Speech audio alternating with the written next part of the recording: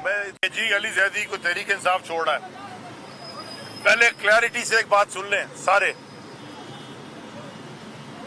सबको मैं कहना चाहता हूं, मैंने तहरीक इंसाफ उस दिन छोड़नी है जिस दिन तहरीक इंसाफ छोड़नी है।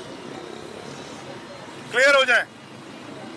अगर की जिंदगी में मुझसे तहरीक इंसाफ छुड़ाना चाहते हो, खुदा की कसम इस माथे पे गोली मार दो। पीटीआई छोड़ी अगर तो किस जमात में जाएंगे? मैं सियासत छोड़ दूंगा। बजट 2023,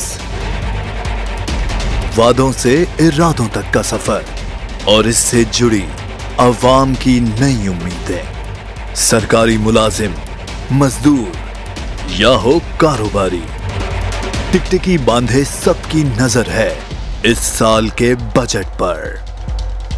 क्या हो पाएगी बचत? मिलेगा रिलीफ? जानिए बजट ट्रांसमिशन में, सिर्फ बोल पे।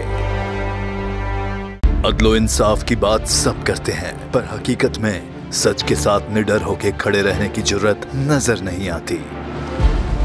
बोल ने तश्कील दी 10 कोर्ट रिपोर्टर्स की टीम, जो केस की बेस तक जा पहुंचे। पैनल पे सफे अव्वल के legal experts, court round up, Neelam Arshad के साथ, सिर्फ बोल पे। सब्सक्राइब करें और बेल दबाएं ताकि कोई खबर रह न जाए।